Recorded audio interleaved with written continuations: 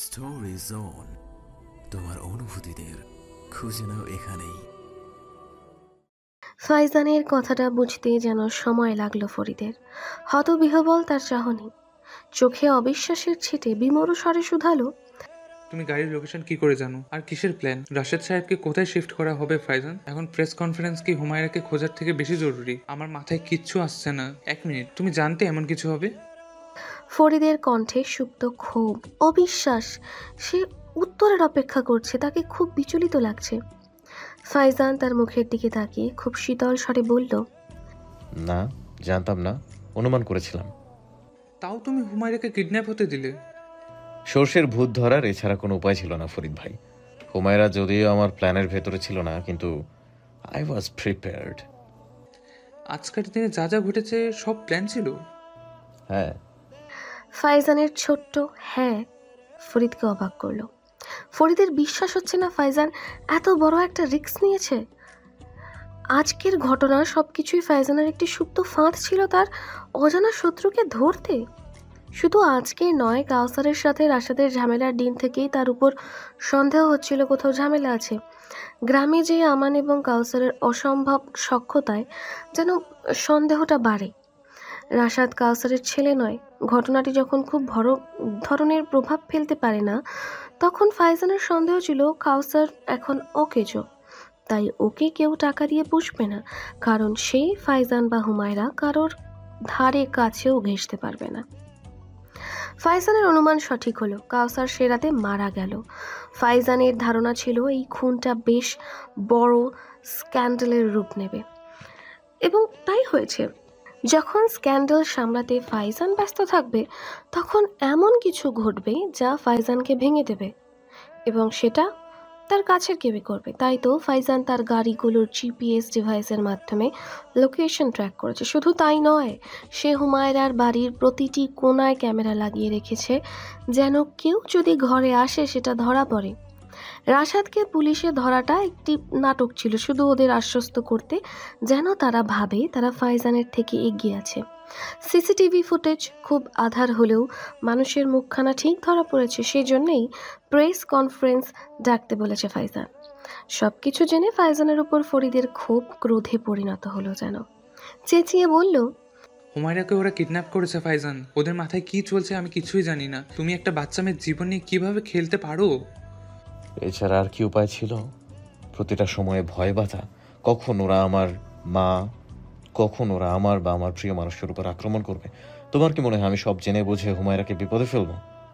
ভোটের আগে চামেলের অ্যাক্সিডেন্ট, শপথ গ্রহণের সময় আমার উপর হামলা, এখন কাউসার সাহেবের মৃত্যু, রাশাদ সাহেবের জেলে যাওয়া, সবকিছু কি কাকতালীয়? ফরিদ ভাই, এই সব কিছু হচ্ছে আমাকে সরানোর জন্য। ফাইজানের শানিত কণ্ঠে পুনরায় অবাক হলো ফরিদ। তার ক্রোধ বাড়ল, তীব্র স্বরে বলল, আমি ভেবেছিলাম তুমি মানুষ হয়ে গেছো, ভুল ছিলাম। তুমি সত্যিকারের রাজনীতিবিদ হয়ে গেছো ফাইজান, যারা নিজের চেয়ার ব্যাধি কিছুই দেখতে পারে না। এতদিন সবাই বললেও আমি বিশ্বাস করতাম হাফেজের মৃত্যুটা দুর্ভাগ্য ছিল, কিন্তু না, হাফেজের মৃত্যুর জন্য একমাত্র দায়ী তুমি। আজ যদি হুমায়ুনের কিছু হয়ে যায় সেটার জন্য দায়ী হবে একমাত্র তুমি। বলেই ঘর থেকে হনহন করে বেরিয়ে গেল ফরিদ। ফাইজান শান্ত দৃষ্টিতে তাকিয়ে রইল ফরিদের যাবার পথে। হুমায়রা জড়সড় হয়ে বসে রয়েছে একটি ঘরে। মাথার উপর একটি স্বল্প ভোল্টের লাইট জ্বলছে, যার আলো সম্পূর্ণ ঘরকে আলোকিত করতে পারেনি। ঘরটিতে দুটি জানালা আছে, কিন্তু তা বদ্ধ। দেওয়ালের রঙও খসে পড়ছে, মাঝে মাঝে টিকটিকির আওয়াজ পাওয়া যাচ্ছে। তার ঠিক সম্মুখে অপরিচিত মুখ, সেই মুখে বিশ্রী হাসি। পুলিশ স্টেশনে যাবার কথা ছিল তাদের। নাদিম যখন এসে বলল, ফাইজান ভাই গাড়ি পাঠিয়েছি। হুমায়রার মনে হয়েছিল তার মেসেজ পেয়েই গাড়িটা ফাইজান পাঠিয়েছে, কিন্তু থানার দূরত্ব তো বেশি নয়। আশেপাশের রাস্তাটা অপরিচিত ঠেকলো হুমায়রার কাছে, ফলে সে নাদিমকে শুধালো, এটা কোন রাস্তা? আমরা থানায় যাচ্ছি না? না, আগে ভাইয়ের অফিসে যাব, তারপর যাব থানা। এই রাস্তা তো শহরের নাম। শহরের রাস্তায় জ্যাম হচ্ছে, এটা শর্টকাট। তখনও সন্দেহ গভীর হয়নি হুমায়রার। কিছুক্ষণ বাদে নাদিম একটি বোতল এগিয়ে দিয়ে বলল, ভাবি পানি খান, গরম অনেক, রাস্তাও তো বড়। সেটাই ভুল ছিল হুমায়রার। পানিটুকু খেতেই কয়েক মুহূর্ত বাদে জ্ঞান হারালো হুমায়রা। যখন জ্ঞান ফিরল, তখন নিজেকে একটি জঞ্জালপূর্ণ ঘরে বন্দি পেল। তার সামনে একটি অপরিচিত পুরুষ বসে রয়েছে, যাকে সে কখনো দেখেনি। হুমায়রা শীতল স্বরে বলল, আমাকে এখানে কেন আনা হয়েছে? বাঘের শিকার করতে হলে বেড়া বলে দিতে হয়, তুমি হলো আমাদের বেড়া। শ্লেষাজনিত কণ্ঠে পুরুষটি কথা বলল। হুমায়রার বুঝতে সময় লাগলো। হতবাক স্বরে বলল, মানে? পুরুষটির হাসি আরও কুৎসিত রূপ নিল। হুমায়রার হাত বাঁধা। হুট করেই ত্রাস জমল হুমায়রার হৃদয়ে। শীত দ্বারা বেয়ে নেমে এলো ভয়ের স্রোত। সে তো গাড়িতে ছিল, গাড়িতে ফাইজানের অফিসে যাবার কথা ছিল। হতবাক স্বরে বললেন, আপনি কি চান? আমি কি চাইবো? তাহলে আমি বেঁধে রেখেছেন কেন? সময় হইলে বুঝবা। লোকটির কথা কিছুই বুঝতে পারল না যেন হুমায়রা। তার ভয় গাঢ় হলো। গাড়ি কি তবে ফাইজান পাঠায়নি? এর মাঝেই লোকটি একজনকে ডাকে। হসনেয়ারা, আমাদের অতিথিরে একটু খাওয়ান দিয়ে যাও। যাই হোক, মন্ত্রীমশাইয়ের বউ সে। কথাটা শুনতেই একজন মহিলা ঘরে প্রবেশ করে, যাকে দেখতেই হুমায়রার চোখ বিস্ফোরিত হয়। অবিশ্বাস তীব্রভাবে ছেয়ে যায় মুখে। অস্পষ্ট স্বরে বলে, আম্মা। হুমায়রার বিমর মুখশ্রী দেখে মৃদু হাসল জুবাইদা। একেবারে মুখোমুখি দাঁড়ালো, হাসি মুখে শুধালো, কেমন আছিস মা? আপনি এখানে? হুমায়রার বিহবল প্রশ্নের সাপেক্ষে তার ঠোঁট বিস্তৃত হলো। মিষ্টি স্বরে বলল, আমার ঘরে আমি থাকুম না তো কে থাকবো? হুমায়রা এবারও কিছু বুঝল না। ফ্যাল ফ্যাল নয়নে তাকিয়ে রইল শুধু। সব কিছুই কেমন যেন ঘোলাটে লাগছে। হঠাৎ সুবাইদা তার মুখভাব বদলালো। হুমায়রার বাঁধা হাতে আলতো করে ছুঁয়ে বলল, আহারে, কেমনে বাইরে থুইছেন? ম্যাডার কষ্ট হইতেছে না? যতই হোক মন্ত্রীর বউ, একটু সহ্য কর্মা, সাইরা দিমু। শুধু তোর ওই বড়ডা আম্মার কথা শুনলি তোরে সাইরা দিমু। হুমায়রাকে নিশ্চুপ হতবাক বিমূঢ় দেখে জুবাইদা আবারও হাসল। নিজের মাথায় চাটি মেরে বলল, ইস, মেলা চমকায় দিলাম তোরে। ভয় পাইছোস? ভয় পাইস না, উনি খারাপ লোক না, উনি আমার স্বামী। তোর ক্ষতি করার জন্য তোকে আনি নাই, আনতামও না। এইসব হয়েছে তোর বরের জন্য। ফাইজান খা পুতে যদি ঝামেলা না করতো এটি কিছুই হইতো না। তাই রাগলি ওর উপরে রাগ। হুমায়রার মাথাটা ঝিম ধরে আছে। জুবাইদার এমন রূপ তার কল্পনাতীত। সে তো সত্যিই তাকে বিশ্বাস করছিল। ভেবেছিল এত কিছুর পরও হয়তো মানুষটির মাঝে মাতৃত্ব জেগে উঠবে।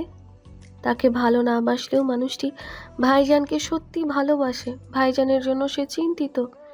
তাই তো নির্লজ্জের মতো হুমায়রার কাছে সাহায্য চাইতো।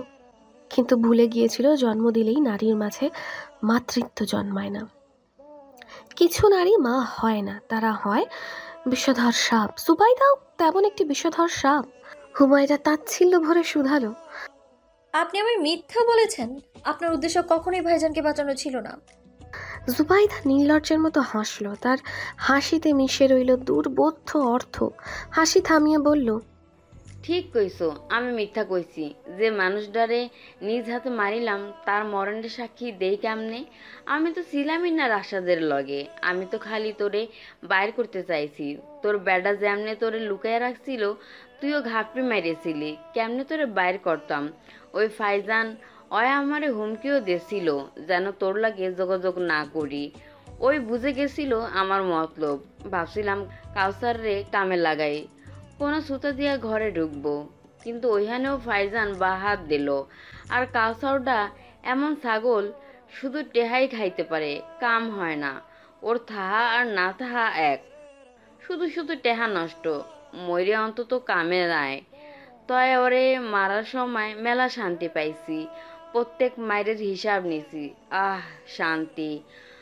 আর ফাঁসলো রাশাদ। আহারে, ভাইজান তো আপনার ছেলে, আপনার আর আপনার আগের স্বামীর নিশানি। আমাকে ঘৃণা করেন আমার আপত্তি ছিল না, কিন্তু ভাইজানের উপর এত ক্ষোভ কেন আপনার? এত জঘন্য একটা ষড়যন্ত্র কি করে করলেন? হুমায়রার কণ্ঠে ক্রোধ স্পষ্ট, তার শরীর কাঁপছে রাগে। জুবাইদা এবার অট্ট হাসিতে ফেটে পড়ল। ফ্যাস ফ্যাসে স্বরে বলল, তোর এখনো মনে হয় আমি যা কইছিলাম ওইটা সত্য? ওটা তো বানানো গল্প ছিল, নয়তো বারবার তোর লগে কথা কওয়ার সুতা কন্যে পাইতাম। বলদ চেমড়ি, কাউসারের আগে বিয়া, সেই বিয়া থেকে বাচ্চা, এটি সব মিথ্যা। রাশাদ আমার আর ওই জাউরা কাউসারের পোলা, ওইটি তো আমি বানাইছিলাম কারণ আমি জানতাম রাশেদের কথা কইলেই তুই নরম হবি, আর আমি যে কাণ্ড করেছি সেটাও মাফ করে দিবি। কিন্তু আব্বা যে সবার সামনে কইছিল। কাউসার মিয়ারে টেহা দিলে ও নিজের রে ও জারজ কইব। তুই এত বোকা কেন রে হুমায়রা? তোর সত্যি লাগে আমি পস্তাতেছি বলে ক্ষমা চাইতে আইছি? না রে, সে তো উনি কইলো তোর বিয়া বাসুরের লগে শত্রুর লগে হয়েছে, তাই তো বাঘ শিকার করতে জাল বুনিছি। তুইও ভেড়া আর যারা, তুই চারা খাইতে আইসোস, এবার বাঘ আইব জালে আটকাইতে। ফাইজান ওখানে পাগল হইতাছে, তো চেয়ার নড়ল বইলা। হুমায়রার শির দ্বারা বেশ শীতল রক্তের স্রোত নেমে গেল যে অজান্তেই কি ফাইজানের ক্ষতি করে বসলো। প্রেস কনফারেন্সের আয়োজন হলো পুলিশ সুপারের অফিসে। হুট করে আয়োজনে সাংবাদিকদের মাঝে বেশ উত্তেজনা। তাদের একের পর এক প্রশ্নের উত্তর দেওয়া হচ্ছে। এর মাঝেই পুলিশ সুপার বললেন, আমরা অবশেষে ফাইজান ইকবালের উপর আক্রমণের দুর্বৃত্তের খোঁজ পেয়েছি। অলরেডি তাদের দুজনকে গ্রেফতার করা হয়েছে। চেয়ারম্যান দেলওয়ার সর্দার এবং তার পুত্র আমান সর্দারকে গ্রেফতার করা হয়েছে। আমাদের কাছে ইনফরমেশন রয়েছে এই আক্রমণে তাদের প্রত্যক্ষভাবে অংশগ্রহণ রয়েছে, তবে আমাদের ধারণা এই আক্রমণের পেছনে আরও মানুষের হাত আছে। ফাইজান ইকবাল সাহেবের স্ত্রীও বিকাল থেকে মিসিং। অপহরণকারী অফিসের গাড়ি নিয়েই গিয়েছিল। গাড়ির লোকেশন ট্র্যাক করা হয়েছে। যেখানে গাড়িটি ফেলে আসা হয়েছে সেখানে অলরেডি ফোর্স রেইড দিচ্ছে। অপহরণকারী ছেলেটি নাদিম, তার ফোন ট্র্যাক করা হচ্ছে। তাকে খুব জলদি গ্রেফতার করা হবে। শুধু তাই নয়, যে খুনের জন্য তার আত্মীয়কে ফাঁসানো হয়েছিল সেখানেও খুব শকিং ঘটনা জানা গেছে। কেউ ইচ্ছাকৃতভাবে তাদের ঘরে অস্ত্র লুকিয়ে এসেছিল। এই সিসিটিভি ফুটেজেও উদ্ধার হয়েছে। অন্ধকার হবার জন্য তার মুখখানা স্পষ্ট নয়। বিষয়টা খুব বড় ষড়যন্ত্রের মূলে যাওয়ার জন্য তদন্ত চলছে। রুমের বাহিরে ফাইজান বসা ছিল, তার মুখখানা শান্ত। পুলিশ সুপারের সাথে কনফারেন্স আগুনের মতো ছড়িয়ে গেল। শুধু তাই নয়, ফাইজানের সাথেও কথা বলার জন্য সাংবাদিকদের উৎসুকতা বাড়ল। ফরিদের বিরক্তি বাড়ছে। হুমায়রা বিকেল থেকে গায়েব, অথচ ফাইজানের সেদিকে মাথা ব্যথা নেই। সে যদি লোকেশন জানে তাহলে কেন সেখানে ফোর্স পাঠাচ্ছে না? এইসব করে কি লাভ? তার ভয় তীব্র থেকে তীব্র হচ্ছে। বিরক্তি নিয়ে বলল, সময় নষ্ট কেন করছো ফাইজান? হুমায়রা ওদের হাতে। জানি। তাহলে এসব কেন ফোর্স নিয়ে ওখানে? লাভ নেই, কারণ এখন অলরেডি ওখানে ফোর্স চলে গেছে। গাড়িটা যেখানে রাখা সেখানে ওরা নেই। তাহলে এখন? ফরিদের আতঙ্ক বাড়ল। ফাইজান খুব নিস্পৃহ কণ্ঠে বলল, তোমার কি ধারণা আমি কেন মামা আর আমানকে গ্রেফতার করেছি? কারণ তারা জানে আসল লোকেশন। নিজেরা বাঁচার জন্য ঠিক উগড়াবে। আর না উগড়ালে? ফরিদের প্রশ্নের উত্তর তার কাছে নেই। ফরিদ আবার একই প্রশ্ন করল। অধৈর্য হয়ে বলল, যদি ওরা না উগড়ায় কি করবে? যেভাবে সার্চ হচ্ছে সেভাবেই হবে। কঠিন কণ্ঠে উত্তর দিল ফাইজান। ফাইজানের মুখশ্রীতে সেই কাঠিন্য স্পষ্ট। চোয়াল শক্ত হয়ে আছে তার। ফরিদ কিছু বলতে যেয়েও থেমে গেল। ফাইজানও কথা বাড়ালো না। সব কিছুই বিরক্ত লাগছে তার। ইচ্ছে করছে সব কিছু ভেঙে গুড়িয়ে দিতে। পদ নামক গলার কাটা না থাকলে সে খুন করে ফেলতো কেতাব চৌধুরী আর তার লোকেদের। শুধু তাই নয়, নাদিমকে যদি সামনে পেত সে নিজেও জানে না সে কি করত। চোখ বন্ধ করে দীর্ঘশ্বাস ছাড়ল ফাইজান। মনে মনে বলল, হুমায়রা অপেক্ষা করো একটু। ফরিদ বেরিয়ে এলো বিল্ডিং থেকে। অনেক চিন্তা করে সে ফোন করলো একটি নাম্বারে। উপাসের মানুষটি ফোন ধরতেই সে বলে উঠল, ভালো আছেন? আরে ফরিদ সাহেব যে। ভালোই চাল দিয়েছেন জব্বর সাহেব। ফাইজান তো কুপোকার, তবে আমার মনে হয় না তাকে এত জলদি পরাস্ত করা যাবে। আমার কাছে একটা প্ল্যান আছে, সামনাসামনি কথা বলা যাবে। উপাসের মানুষটি কিছু সময় চুপ রইল, হয়তো ভাবছে। ফরিদ শুষ্ক ঠোঁট ভেজালো, অপেক্ষা মানুষটির উত্তরের। কিছুক্ষণ পর মানুষটি বলল, ঠিক আছে, আমি ঠিকানা দিতে আসি, আসেন। বলেই ফোনটা কেটে দিল। ফরিদ কিছু সময় তাকিয়ে রইল ফোনের স্ক্রিনের দিকে। জব্বার নামটি ভাসছে। ফরিদের চোয়াল স্থির। মুখভাব স্বাভাবিক। ফোনটা পকেটে রেখে সে ভেতরে গেল। ফাইজান তখন পুলিশ সুপারের সাথে কথা বলছিল। তাকে খুব বিচলিত লাগছে, নিজের আয়ত্তের বাহিরে চলে গিয়েছে বোধহয় অবস্থা। ফরিদ অপেক্ষা করলো তার কথা শেষ হবার। ফাইজান কথার মাঝেই দেখলো ফরিদ কঠিন মুখে দাঁড়িয়ে আছে, তাই সে নিজ থেকেই শুধালো। কিছু বলবে? ফরিদ স্বাভাবিক স্বরে বলল, আমি বেরোচ্ছি। কোথায় যাচ্ছ? প্রায় সাথে সাথেই প্রশ্ন ছুড়ল ফাইজান। ফরিদ শান্ত গলায় উত্তর দিল, নিজস্ব কাজ আছে। জব্বারের দেওয়া ঠিকানা অনুযায়ী একটা খুব নির্জন জায়গায় এসে পৌঁছালো ফরিদ। শহর থেকে প্রায় 100 কিলো দূরে একটি গ্রাম্য এলাকা। আশেপাশে জনমানবের কোনো অস্তিত্ব নেই। তার মাঝে সদর্পে দাঁড়িয়ে আছে একটি পুরনো বাড়ি। বাড়িটির বয়স অনুমান করতে পারল না ফরিদ, তবে এখানে যে মানুষের বসতি বহু পূর্বেই উবে গেছে সেটা বুঝতে কষ্ট হলো না। দিবালোকে দেখা যেত বাড়িটির প্লাস্টার খসে পড়ছে। লাল ইট দেখা যাচ্ছে, তার মাঝে উকি দিয়ে মাথা নিচু করে শাখা প্রশাখা মেলেছে গাছের শিখর। গেট নেই। বাড়ির কাছে যেতেই গুমট গন্ধ পেল সে। দুজন চ্যাংড়া ছেলে এসে বলল। ফরিদ তাদের অনুসরণ করলো। একতলার ভাঙা সিঁড়ি পার হয়ে পৌঁছালো দোতলার একটি ঘরে। জব্বার বসে আছেন একটি চেয়ারে, প্রহরী বেশ করা। ফরিদ আশপাশটা দেখলো, তারপর বসলো জব্বার সাহেবের মুখোমুখি। জব্বার সাহেব পানির পিক ফেলে শ্লেষাজড়িত স্বরে বলল, আপনার মন্ত্রীর কী অবস্থা? ফরমান তো পেয়ে যাবার কথা। আপনার সত্যি মনে হয় এসব করে তাকে গদি থেকে সরানো সম্ভব? এত সহজে সে নিজের গদি ছেড়ে দেবে? আমার মনে হয় না। হুমায়রা নিখোঁজ ঘন্টা, অথচ ফাইজানের কোনো হেলদোল নেই। উল্টো আমার দুটো পেয়াদাকে জেলে পুড়েছে, তারা স্বীকারোক্তি দিবে। এত কিছু করেও লাভ হলো না। ফরিদের শানিত কণ্ঠে জব্বার সাহেবের কপালে তীক্ষ্ণ ভাঁজ পড়ল। একটু নড়েচড়ে উঠল সে। ফরিদ তাচ্ছিল্য ভরে বলল, প্রথমে মনে হচ্ছিল আপনার প্ল্যান খুবই তীক্ষ্ণ, কিন্তু এখন মনে হচ্ছে সবই মোটা মাথার কাজ। এসব বাচ্চামি করে কি করে আপনারা রাজনীতি করেন? আপনাদের সব পরিকল্পনা তো জলে চলে গেল। না না, শুনছি ও ওর বউয়ের প্রতি দুর্বল। ফরিদের কথার সাথে সাথেই প্রতিবাদ করল জব্বার সাহেব। ফরিদের হাসি বিস্তৃত হলো। বিদ্রুপের টান অক্ষত রেখে বলল, এই জন্যই তো এতক্ষণ হাতে হাত রেখে বসে আছে। জব্বর সাহেব, আপনারা এই বুদ্ধি নিয়ে হারাবেন ওকে? এইসব বাচ্চামিতে সময় নষ্ট ছাড়া আর কিছুই হবে না। আচ্ছা, আপনারা কি গতবারের কথা মনে নেই? এমন চাল গতবারও চেলেছিলেন, লাভ হয়েছে কি? মাঝে আমার বোনটা পৃথিবীর থেকে বিদায় নিল, অথচ ফাইজান ঠিকই ওর জায়গাটা অক্ষত রেখেছে। ফাইজান একটা আগলি পিস অফ শিট। ওর কাছে সম্পর্কের কোনো দাম নেই। সম্পর্ক শুধুমাত্র জড়ো একটা অনুভূতি। 10টা হুমায়রা চলে গেলেও ওর কাছে কিছু যায় আসবে না। আর এমন পদত্যাগে কি লাভ? জনপ্রিয়তা তো খোয়াবে না। এর চেয়ে বরং এমন কিছু করুন যেন ওর পার্টির লোকেরা ছুড়ে মারে। আমি সাহায্য করব। আপনি আমাদের সাহায্য করবেন? জব্বারের কণ্ঠ সন্দিহান। সে নিশ্চিত হতে পারছে না ফরিদের কথায়। ফরিদ হেসে বলল, শত্রুর শত্রু বন্ধু হয়। এতদিন সব খুইয়ে কিছুই পেলাম না, তাই একটু ফাইজানকেও খোয়াতে দেখতে চাই। কিন্তু আমার শর্ত আছে। কি? আমি হুমায়রাকে একবার দেখতে চাই। কেন? ওদের দেখে কি করবেন? জব্বারের প্রশ্নে ফরিদ হাসে। তাচ্ছিল্য ভরে বলে, আপনার আদপি তাকে এনেছেন কি না ফাঁকা আওয়াজ দিচ্ছেন সেটা দেখা লাগবে। ঘড়ির কাঁটা 10টার ঘরে। নিষ্প্রাণ ইলহার নজর আটকে আছে ঘড়িতে। ফাইজান এখনও কিছু জানায়নি, ফলে চিন্তার গাঢ় কৃষ্ণ মেঘগুলো এখনও সরেনি। সকাল থেকে শুধু একের পর এক দুর্ঘটনা ঘটেই যাচ্ছে। প্রথমে রাশাদকে পুলিশে ধরে নিয়ে গেল, এরপর হুমায়রার সাথে হওয়া ঘটনা। সব কিছু মিলিয়ে দিশেহারা হয়ে পড়েছে সে। শরীরটাও যেন মনের অসুখে তাল মিলিয়ে ঝিমিয়ে গেছে। বারন্ত পেটে হাত রেখে শান্ত স্বরে বলল, তোরও কি অশান্তি লাগছে? চিন্তা হচ্ছে বাবা আর ফুপুর জন্য? ভেতরের ক্ষুদ্র প্রাণটিও বুঝি এই দম বন্ধ পরিস্থিতিটা অনুধাবন করতে পারছে। তাই তো মায়ের ডাকে নড়ে চড়ে ওঠে। এর মাঝে খাবার নিয়ে প্রবেশ করে আতিয়া খাতুন। ইলহার পাশে বসেন তিনি। ভাঙা স্বরে বলে, খাইয়া লব, দুপুরে দুলা খাইছিলা, আর তো খাও নাই। খাবার যে গলা দিয়ে নামবে না দাদি।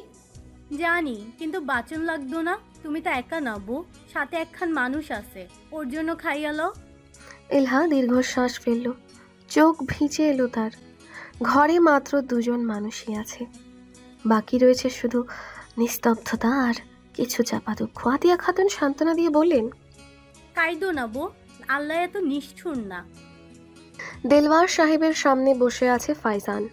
নিস্তব্ধতার মাঝে তার শানিত দৃষ্টি। শান্ত কিন্তু শক্ত মুখশ্রীর দিকে তাকাতেও ভয় করছে দেলওয়ার সাহেবের। গলা শুকিয়ে আসছে অহেতুক কারণে। এমনটা কেন হচ্ছে? কয়েক ঘন্টা পূর্বের ঘটনাগুলো এখনো স্বপ্নের মতো লাগছে। বিকালে চা খাচ্ছিল সে আয়েশ করে, হুট করেই সিভিল পোশাকধারী কিছু লোক ঢুকে পড়লো তাদের বাড়িতে। কঠিন স্বরে বলল, কোনো কথা বললেই একটি তাগড়া যুবক ঠাঁটিয়ে চড় বসালো তার গালে। কি হ্যালো ডিয়ার লিসেনার্স, আপনারা শুনছেন স্টোরিজ অন প্রেজেন্স ধারাবাহিক পর্ব গল্প। আমাদের সামগ্রিক প্রচেষ্টাকে উৎসাহিত করতে লাইক এন্ড কমেন্ট করতে ভুলবেন না। Thank you. অদ্ভুত, এখন বুঝতে পারলো কেন।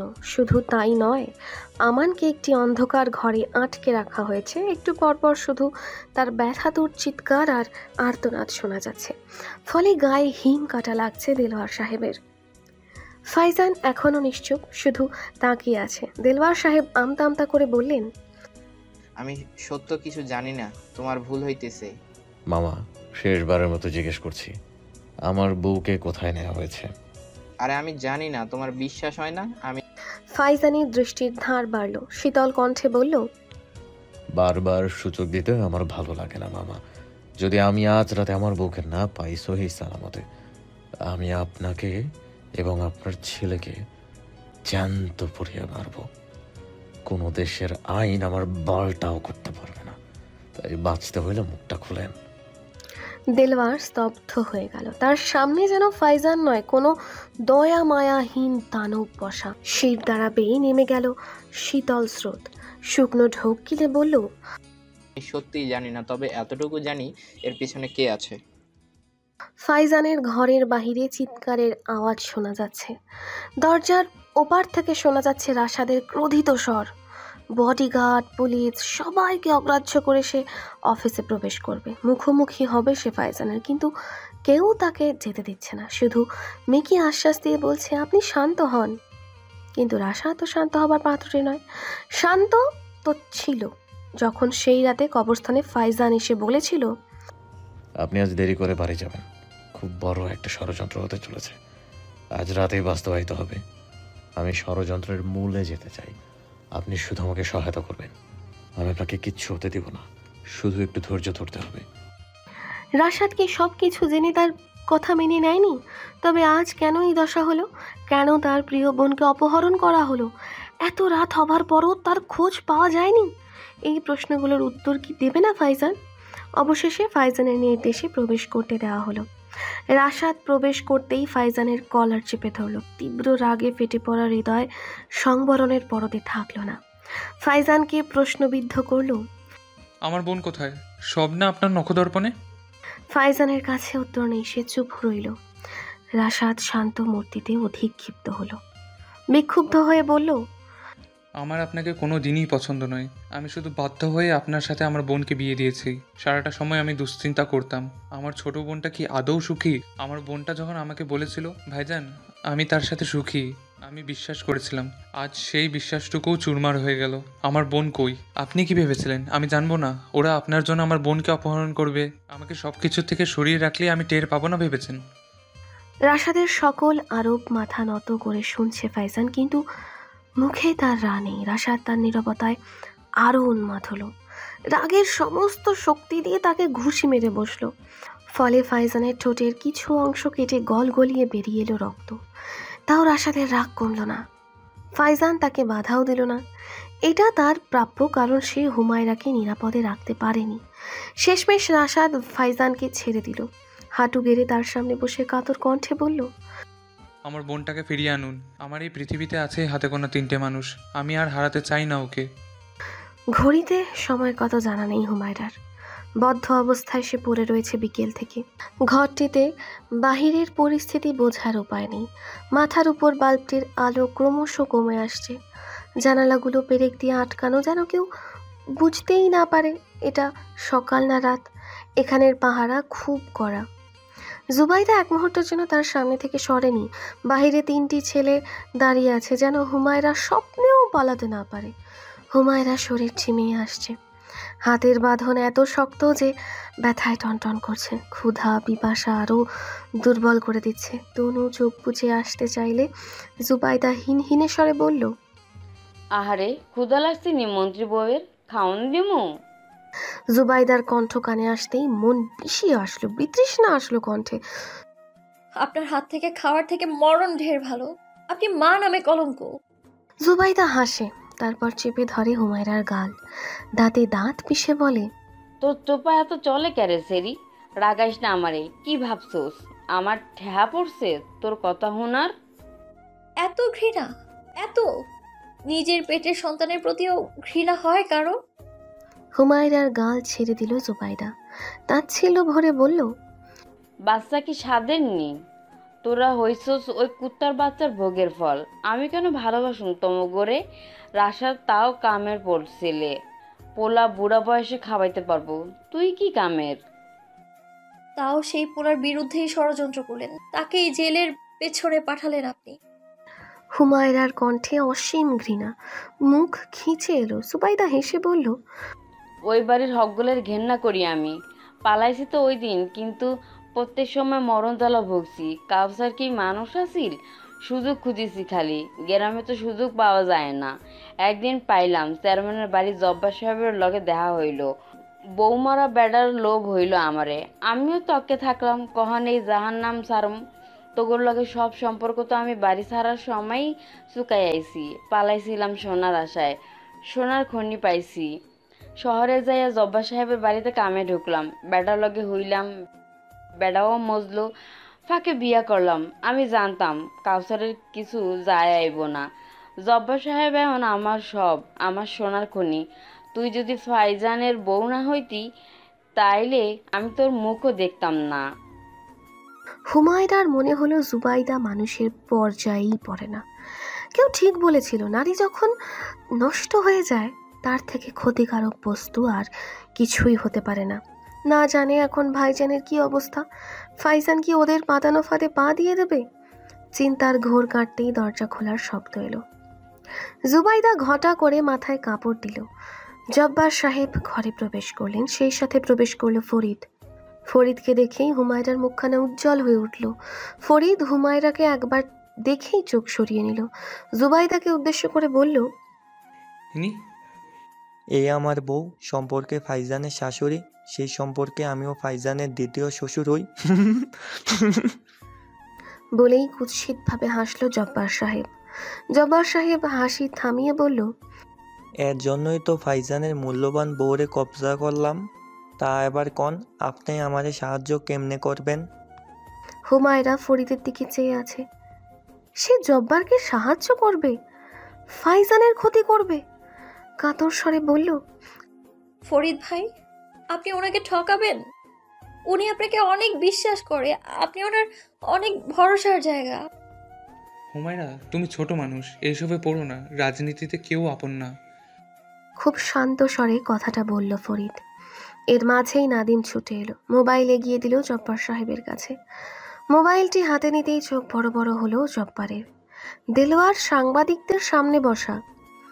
দরাজ স্বরে সে স্বীকারোক্তি দিচ্ছে, কেতাব চৌধুরীর ভাই তার ভাইয়ের গ্রেফতারির প্রতিশোধ নিতেই ফাইজানের উপর আক্রমণ করেছে।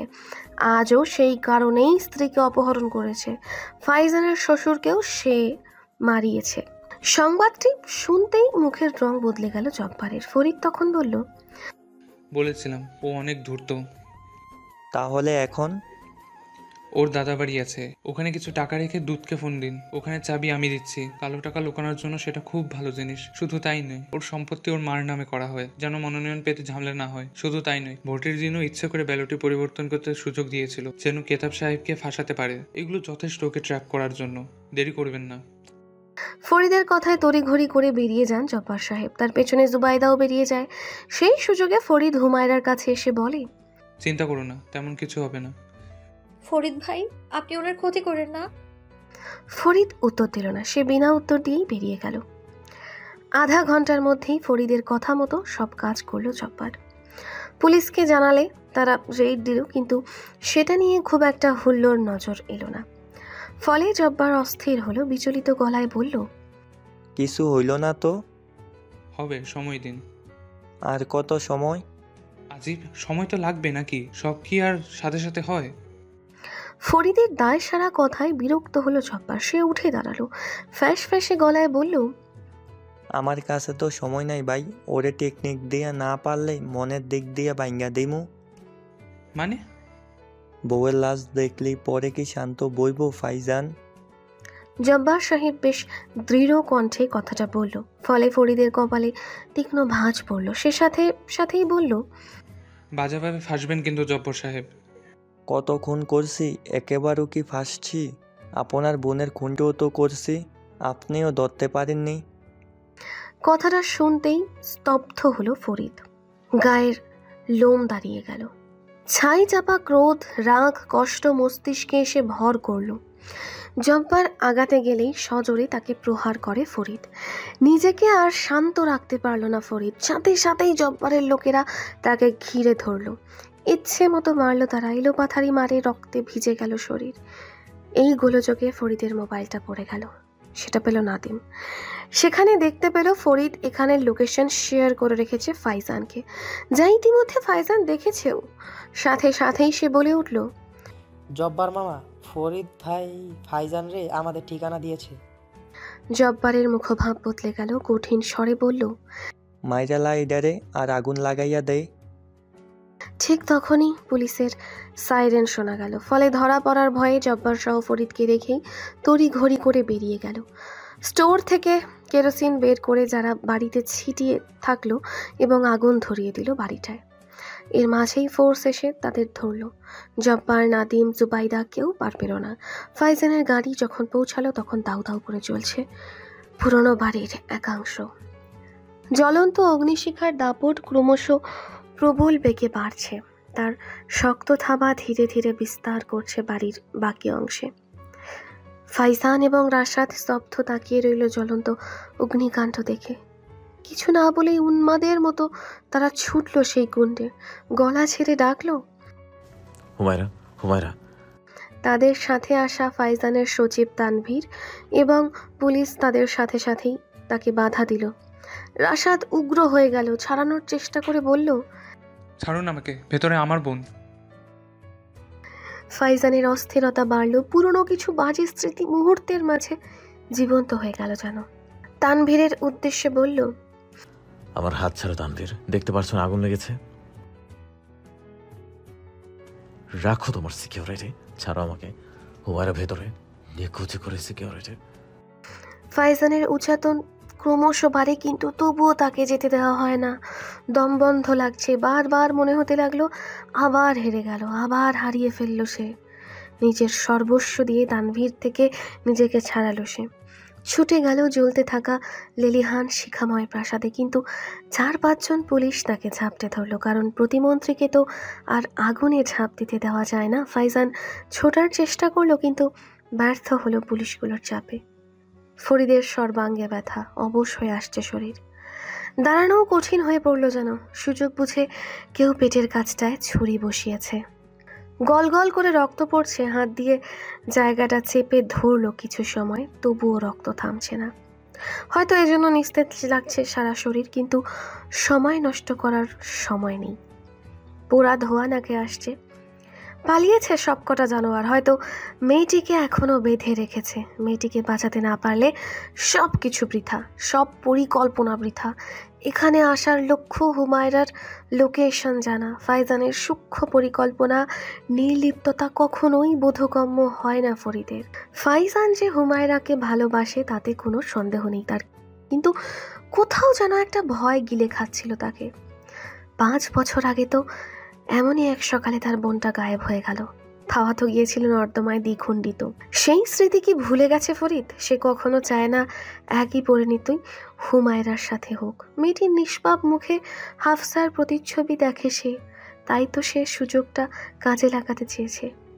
ফাইজানের সাথে তার ঝামেলার অনেক আগ থেকেই কেতাব চৌধুরী তাকে হাত করতে চেয়েছিল। প্রথমে অর্থের মোহ দিয়েছে, তারপর ক্ষমতার লোভ, কিন্তু কিছুতেই তাকে বশ করতে পারেনি। কারণ ফরিদের ভ্রাতৃত্ব বোধ ছিল সবার উপরে। সে ফাইজানকে প্রচুর স্নেহ করত, তাই তারা নাদিমের সহায়তায় ফাইজান এবং ফরিদের মাঝে ফাটল ধরাতে চেয়েছিল। ফরিদের বুদ্ধি তীক্ষ্ণ নয়, কিন্তু সে বুঝেছিল তাদের বিশ্বাসের মানুষের মাঝেই খুঁত আছে। উপর থেকে ফাইজানের জীবনের উপরও বিপদ ঘুরঘুর করছিল। সেজন্য জব্বার সাহেবের সাথে সে সখ্যতা করে যেন কিছুটা হলেও তাদের পরিকল্পনা বুঝতে পারে। তার পরিকল্পনা ছিল ধরি মাছ না ছুঁই পানি, কিন্তু সব কিছু এলোমেলো হলো গত কিছুদিনের ঘটনায়। আজ হুমায়রার অপহরণে ফরিদের মাথা নষ্ট হয়ে গেল। উপর থেকে ফাইজান কি চিন্তা করে শান্ত ছিল সেটাও বুঝতে পারছিল না ফরিদ। সে জানে হুমায়রার কিছু হলে ফাইজান আর রোবট হয়ে যাবে, অনুভূতি শূন্য একটি জড় পদার্থের মতো শুধু নিঃশ্বাস ফেলবে। যতই হোক মেয়েটি তাকে মানুষের মতো বাঁচতে শিখিয়েছিল, তাই নিজের জীবনের ঝুঁকি নিয়ে সে এখানে এসেছে। টোপ দিয়েছে জব্বারকে। যখন নিশ্চিত হলো হুমায়রাকে এখানে আটকে রেখেছে, সুযোগ বুঝে সে ফাইজানকে লোকেশন পাঠিয়েছে আর জব্বারকে এমন কিছু তথ্য দিয়েছে যা সম্পূর্ণ বানোয়াট, যাতে জব্বার সময় নষ্ট করে এবং ফাইজান ফোর্স নিয়ে এখানে আসতে পারে। এখন যদি সে এভাবে বসে থাকে, নিজের শরীরের কথা চিন্তা করে এত কিছু সব বৃথা হয়ে যাবে। তাই শত কষ্টের পরও উঠে দাঁড়ালো ফরিদ, পা বাড়ালো হুমায়রার ঘরের দিকে। বদ্ধ ঘরের প্রতিটি অংশ ধোঁয়ায় ভরে গেছে। ধীরে ধীরে আগুনের তাপ বাড়ছে, দেওয়াল দরজা সব কিছু জ্বলছে। একটা চেয়ারে বাঁধা হুমায়রা নিজের সর্বস্ব চেষ্টার পরও নিজেকে ছাড়াতে পারছে না। সে ভাঙা স্বরে চিৎকার করছে, কেউ আছো, কেউ আছো? কিন্তু কেউ সাড়া দিচ্ছে না, সবাই পালিয়েছে। ধীরে ধীরে আগুন ছড়িয়ে যাচ্ছে ঘরে। হুমায়রার মনে হলো আজ বোধ হয় আর তার ফেরা হবে না, এটাই তার শেষ দিন। চিৎকার করতে করতে কণ্ঠ শুকিয়ে এলো, অষ্টাদশী এবার ভেঙে পড়ল, ঠোঁট ভেঙে কান্না এলো, বুকখানায় আতঙ্ক ভয় চেপে ধরল। বাঁচার ইচ্ছেতে ছটফট করতে থাকলো সে। চিৎকার করে কাঁদার শক্তিটুকু নেই। চোখের সামনে ভেসে উঠল প্রিয় মুখগুলো, তার দাদি, ভাইজান, ইলহা, শরীফা, চামেলি আর ফাইজান। ফাইজানের কথাটা মনে হতেই বাঁচার ইচ্ছে যেন দ্বিগুণ হলো। মানুষটি তাকে ছাড়া কি করে থাকবে? এখনো মনে আছে ফাইজান তাকে বলেছিল, তোমার কিছু হয়ে গেলে আমি হয়তো পাগল হয়ে যাব। ফাইজানের কথাটা স্মৃতিতে উন্মোচিত হতেই অস্থিরতা বাড়ে। ছটফট করতে থাকে সে বাঁচার জন্য, গলা ছেড়ে চিৎকার করে সাহায্যের জন্য, চেয়ার নাড়াতে থাকে বাঁধন থেকে মুক্তির জন্য। একটা সময় চেয়ার কাত হয়ে যায়, ফলে চেয়ার সহ সে মাটিতে পড়ে যায়। আগুনের তাপ বাড়ছে, চোখ বেয়ে অশ্রু ঝরে, কাতর স্বরে ডাকে, কেউ আছো? আমায় মুক্তি দাও, আমি বাড়ি যাব। ফরিদ ভাই, আপনার এই অবস্থা কেন?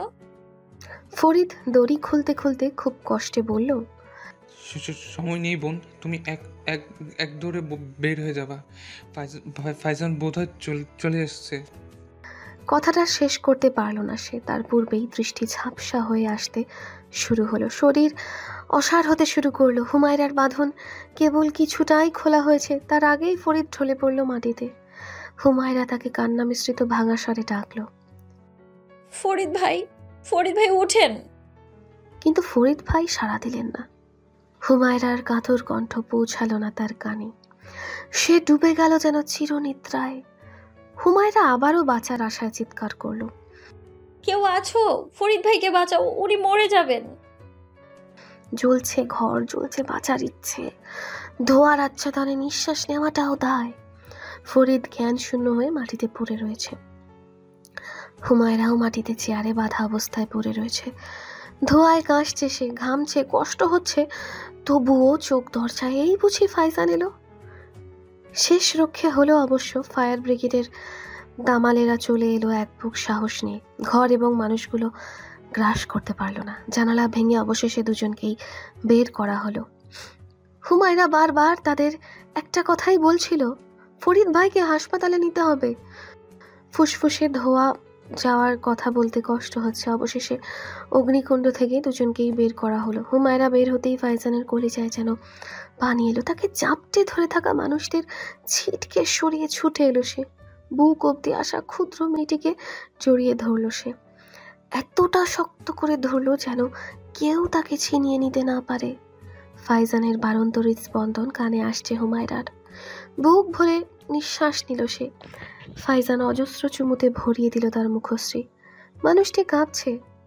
রাশাদ বোনকে দেখেই স্বস্তির নিঃশ্বাস ফেলল, যেন বোনকে জড়িয়ে ধরে বলল, ক্ষমা করে দিস আমাকে, আমি নিরাপদে রাখতে পারিনি। তোর ভাইজান আসলেই ব্যর্থ। বুক এখনো কাঁপছে রাশাদের। মনে মনে হাজারবার আল্লাহর কাছে শুকরিয়া আদায় করল সে। অপরদিকে স্ট্রেচারে করে অগ্নিকুণ্ড থেকে বের হলো ফরিদ। তাকে দেখতেই আনন্দগুলো মিয়ে গেল। রক্তাক্ত ফরিদ ভাইকে দেখে রক্তশূন্য হলো ফাইজানের মুখশ্রী। ঠিক কি প্রতিক্রিয়া দেবে বুঝে উঠল না তার মস্তিষ্ক। শুধু স্তম্ভিত আর ব্যথিত নয়নে তাকিয়ে রইল ফরিদের নিথর শরীরের দিকে। হাসপাতালের করিডোরে বসে রয়েছে রাশাদ, হুমায়রা এবং ফাইজান। অপারেশন থিয়েটারে ফরিদের অপারেশন চলছে। প্রচুর রক্তক্ষরণ হয়েছে, অবস্থা ভালো নেই। ডাক্তাররা কিছুই জানাচ্ছে না। রাত তখন গভীর, অথচ হাসপাতালের বাহিরে সাংবাদিকদের ভিড়। বাহিরে সবাই একবার ফাইজান এবং হুমায়রার সাথে কথা বলার জন্য উৎসুক হয়ে আছে। জব্বার, নাদিম, জুবাইদা এবং তাদের সাঙ্গপাঙ্গ এখন জেলে। এটাই তাদের আগামী সকলের হেডলাইন। সিকিউরিটি কড়া করে দেওয়া হয়েছে, ফলে কেউ ফাইজানের সাথে কথা বলার সুযোগ পেল না। হুমায়রাকেও অনেকক্ষণ অক্সিজেন দিতে হয়েছে, তার সিচুয়েশন ড্রপ করছিল। হ্যালো ডিয়ার লিসেনার্স, আপনারা শুনছেন স্টোরিজ অন প্রেজেন্স ধারাবাহিক পর্ব গল্প। আমাদের সামগ্রিক প্রচেষ্টাকে উৎসাহিত করতে লাইক এন্ড কমেন্ট করতে ভুলবেন না। Thank you.